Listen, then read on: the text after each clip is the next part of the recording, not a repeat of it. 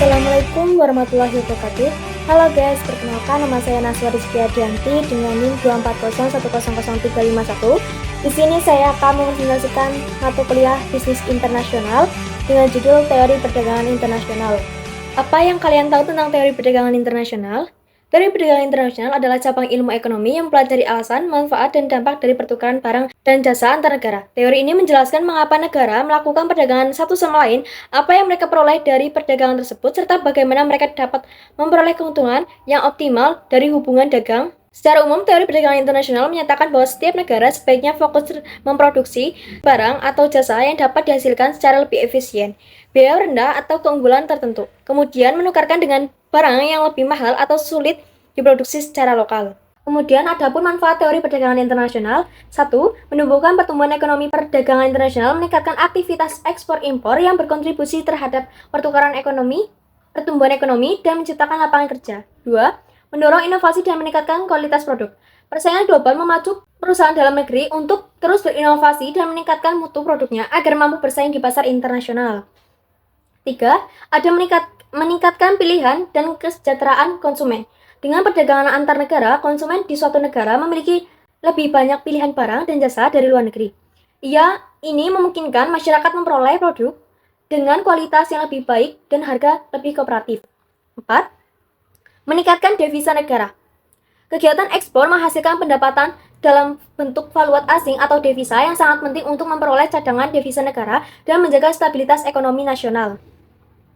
Kesimpulan yang dapat kita ambil, perdagangan internasional memberikan banyak manfaat seperti mendorong pertumbuhan ekonomi, meningkatkan inovasi, dan kualitas produk, serta memperluas pilihan bagi konsumen, serta menambahkan devisa negara. Semua ini berkontribusi pada meningkatkan kesejahteraan dan stabilitas ekonomi nasional. Adapun faktor penghambat teori perdagangan internasional. 1. Kebijakan proteksionisme. Negara terkadang menerapkan kebijakan untuk melindungi industri dalam negeri. Tarif bea masuk, pajak terhadap barang impor yang membuat harga barang luar negeri menjadi mahal, kuota pembatasan jumlah barang yang boleh diimpor, subsidi, dukungan keuangan dari pemerintah kepada produsen dalam negeri agar bisa bersaing dengan produk impor. 2. Perbedaan standar dan regulasi. Setiap negara memiliki standar mutu, keselamatan, dan antar aturan hukum yang berbeda-beda. Hal ini bisa menjadi hambatan teknis dalam perdagangan internasional. 3. Ada fluktuasi atau nilai tukar mata uang. Ketidakstabilan nilai tukar bisa menimbulkan ketidakstabilan harga dalam perdagangan internasional, sehingga mengurangi niat untuk berdagang antar negara. 4. Konflik politik dan ketegangan antar negara. Perselisihan diplomatik, perang, atau sanksi ekonomi bisa menghentikan atau mengurangi volume perdagangan antar dua negara. Di sini saya mengambil studi kasus PT KCC Glass Indonesia. PT KCC Glass Indonesia merupakan pabrik kaca terbesar di Asia Tenggara yang berlokasi di kawasan industri terpadu Batang, Jawa Tengah. Perusahaan ini memproduksi kaca lembaran dengan kapasitas 438.000 per ton per tahun dan mengekspor sekitar 80% produksinya ke Asia, Orenia, Timur Tengah, dan Eropa. Relevasi dengan teori perdagangan internasional. Kehadiran PT KCC Glass Indonesia mencerminkan penerapan teori perdagangan internasional, khususnya 1.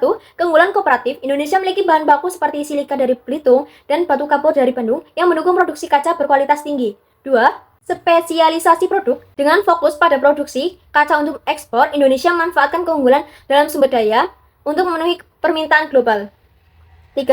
Efisiensi skala ekonomi. Pabrik berskala besar memungkinkan produk massal dengan biaya per unit yang lebih rendah dan meningkatkan daya saing di pasar internasional. Adapun dampak ekonomi dan sosial.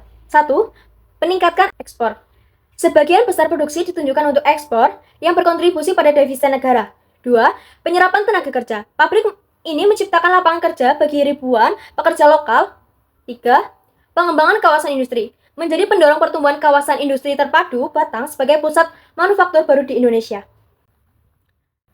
Adapun teori-teori untuk menganalisis kasus tersebut. 1. Teori keunggulan kooperatif David Rickard. Negara akan memperoleh keuntungan jika mengekspor barang yang dapat diproduksi dengan biaya peluang lebih rendah dibandingkan dengan negara lain. Indonesia memiliki keunggulan kooperatif dalam bahan baku kaca seperti pasir silika, dan batu kapur. Maka dari itu Indonesia cocok menjadi lokasi produksi kaca oleh KCC Glass. Teori Hecker-Ohlin atau faktor proporsi. Perdagangan internasional terjadi karena perbedaan kelimpahan faktor produksi, tenaga kerja, lahan, modal. Indonesia memiliki tenaga kerja melimpah dan bahan baku lokal, sementara Korea Selatan memiliki teknologi dan modal. Pabrik KCC Gelas di Batang merupakan hasil kombinasi dua faktor tersebut. 3. Teori skala ekonomi. Produksi dalam skala besar menurunkan biaya produksi per unit, meningkatkan daya saing internasional. Pabrik KCC Gelas memiliki kapasitas produk hingga ratusan ribu ton per tahun, memungkinkan efisiensi biaya dan meningkatkan ekspor secara kompetitif. 4. Ada keunggulan absolut Adam Smith. Apa itu? Negara sebaiknya mengekspor barang yang dapat diproduksi lebih efisien daripada negara lain. Indonesia unggul dalam hal tersebut. Hal bahan baku dan tenaga kerja yang murah, menjadikan tempat yang efisien untuk produksi kaca dibandingkan di Korea Selatan. Analisis kasus dengan teori. Menggunakan teori keunggulan kooperatif. Indonesia memiliki keunggulan kooperatif dalam produksi kaca karena biaya tenaga kerja yang lebih murah atau rendah dan ketersediaan bahan baku. Dengan demikian, PT KCC Gelas Indonesia dapat memproduksi kaca dengan biaya yang lebih rendah dibandingkan dengan negara lain, memungkinkan ekspor yang kompetitif. Menggunakan teori Hacker-Ohlin, kelimpahan tenaga kerja dan bahan baku di Indonesia menjadikan produk kaca lebih efisien. Teori ini mendukung keputusan PT KCC Gelas Indonesia untuk memproduksi di Indonesia dan mengekspor ke negara-negara yang kekurangan faktor produksi tersebut. Kesimpulan yang dapat kita ambil adalah, perdagangan internasional memungkinkan negara seperti Indonesia untuk memanfaatkan keunggulan kooperatif dan faktor produksi yang melimpah untuk bersaing di pasar global.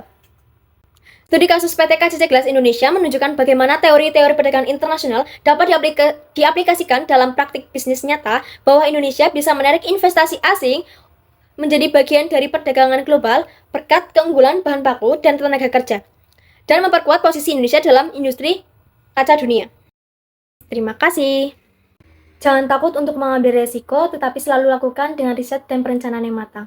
Wassalamualaikum warahmatullahi wabarakatuh. Bye-bye.